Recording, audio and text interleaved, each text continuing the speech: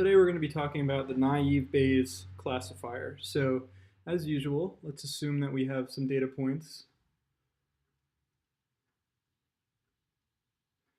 and we have n of them.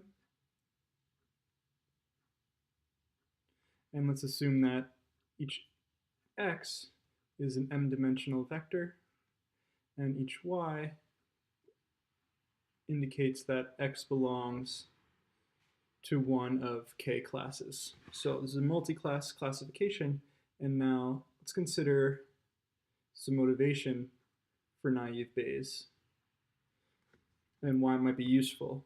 So let x be discrete. What I mean by that is every element in x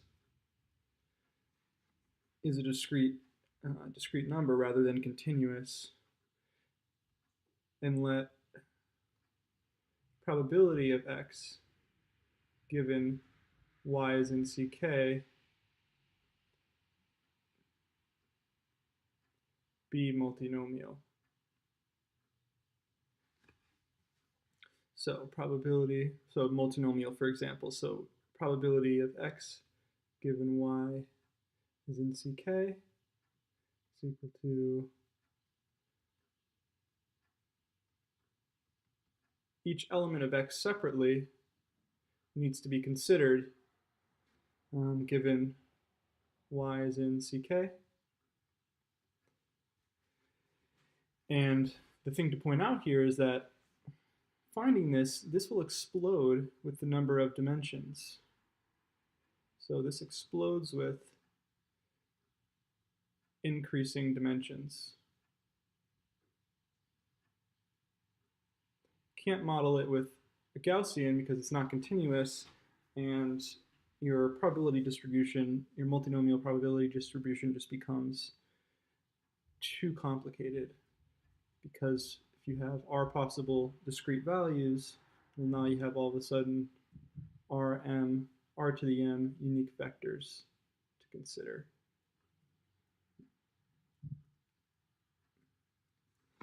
So we make a simplifying assumption. And this is where the word naive comes in. We make a naive assumption to make our lives easier, that every feature of x is independent. So features of x are independent. So now we can write the probability of x given that y is in some class ck, and I should add features of x are independent given the label. So given the label k. So probability of x given that y is in ck, we can write that as just the product over all the features, j equals 1 to m, of the seeing that element of the vector x given that y is labeled k. So this is a simplifying assumption, and it makes our lives a lot easier. It assumes that you have some label and that influences each element of the vector x. So your label, each element of your vector x depends on it, but for example, they are not dependent on each other. So let's give an example of this. Suppose you know that a fruit is an apple, right? So fruit is an apple. Under naive Bayes, you would assume that the fruit's height is not dependent on its color. And that seems like a fairly reasonable assumption. Yellow apples are the same height usually as green apples, just same height usually as red apples. So that's an example of where the naive Bayes assumption might be justified. But now suppose that you know that an animal is a peacock. You know that the label of this animal you're trying to figure out, you know that it's a peacock, under naive Bayes, you would assume that the color of this peacock has absolutely nothing to do with its gender. So to give an example of this, here's a male peacock on the left and a female peacock on the right. And naive Bayes says, given that it's a peacock, the color has absolutely nothing to do with which gender it is, and we can see that that's clearly false. So this is an example of where naive Bayes' assumption might be a little bit too simplistic, and it really just depends on what you're trying to model.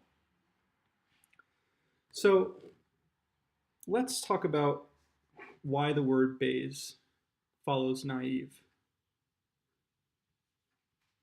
So we understand the naive assumption exists to make our lives easier. Well, then what does Bayes have to do with anything? And the reason we care about the word Bayes is because Bayes' rule allows us to calculate the class probabilities. So for a new data point, given our naive likelihood, we have the probability that y is in class CK given x. Well, that's going to be equal to probability x given y is in CK times our prior probability that y is in CK over our normalizing constant probability of x. And so just to remind you, this is our prior, this is Bayes' rule. This is where the word Bayes comes into play. This is Bayes' rule. So this is our likelihood. And this likelihood is naive because of our assumption. And then this is just our normalizing constant.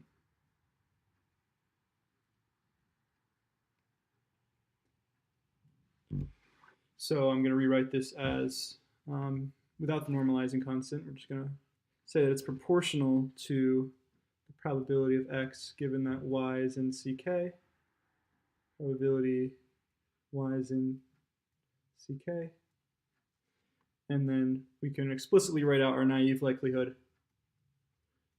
the product over all elements in the vector x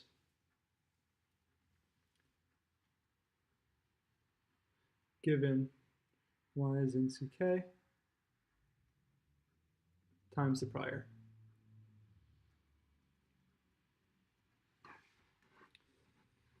So this would be the probability, this would be how we calculate the class probabilities. But now the question remains, how do we find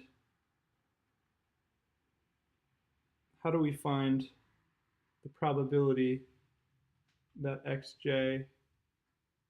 probability of xj given that y is in CK?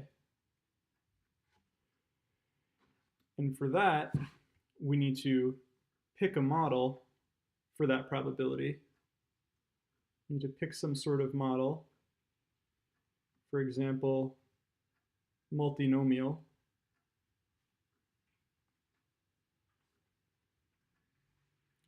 And then we'll perform maximum likelihood estimation.